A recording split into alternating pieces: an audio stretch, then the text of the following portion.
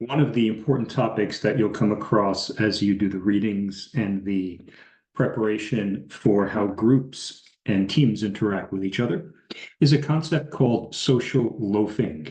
And even though you may not have heard the term before this class, I imagine that some of you, as well as I have probably experienced social loafing in the past, either because we've done it or because it's been done to us, perhaps. You'd probably know by now that social loafing happens when somebody is a member of a team or a group. And by now, you know the difference between teams and groups. If not, make sure you read about it in the textbook. But social loafing happens when the member of a group or a team doesn't do their fair share. And instead of doing their fair share, the member relies on other people to carry all of the weight.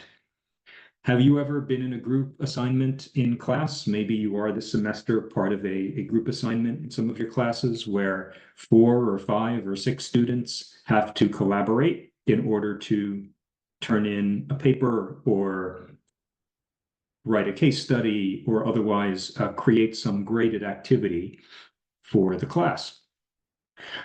Ask yourself how many students are in your group. Are you in a group of 3? Are you in a group of 6? Are you in a group of 10?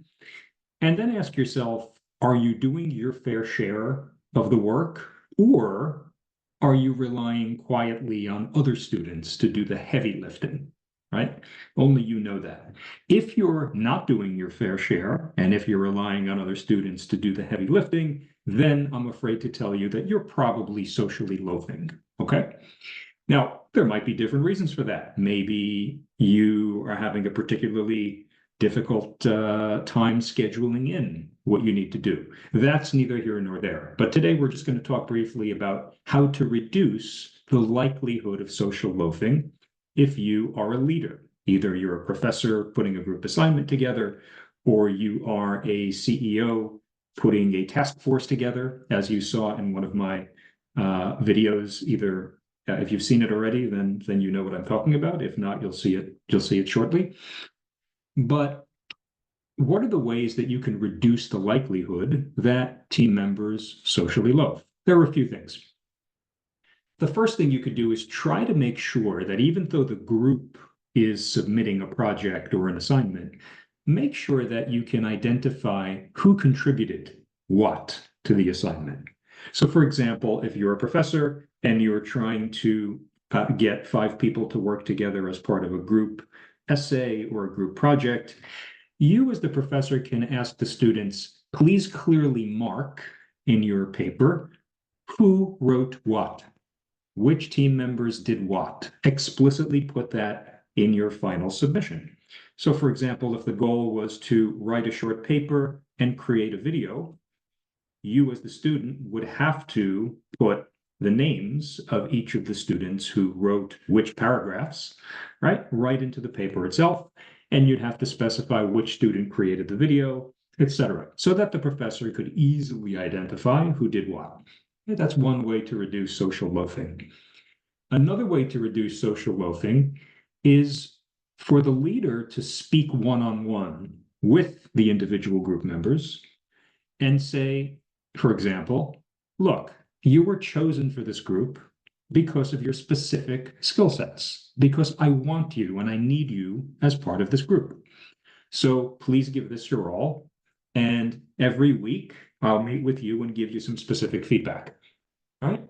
You can probably imagine that somebody, whether it's on a sports team or a task force in business, or even a group of students in a classroom, somebody who receives that kind of feedback is probably going to be less likely to socially loaf. Why? They know their leader cares, they know why they were selected for the group, and they're being given regular feedback during the life of the project or the assignment. A very simple way of reducing social loafing is keeping group sizes very small. Why?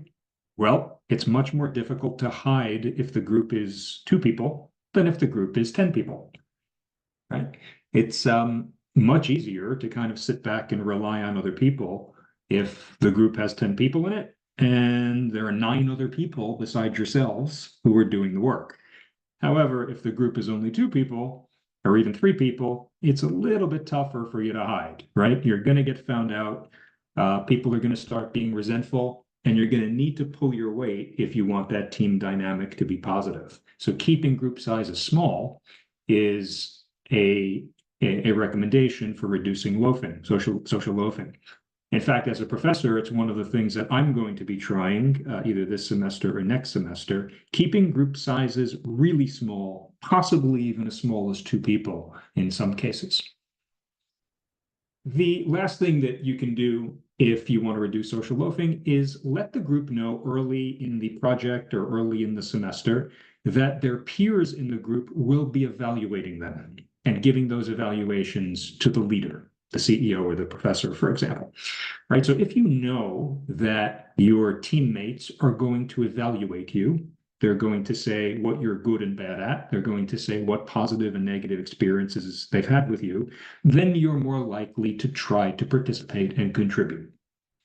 So keep these 4 things in mind as you go through the course. There is likely to be a question on the exam about reducing social loafing. So make sure you're familiar with these concepts as we go forward.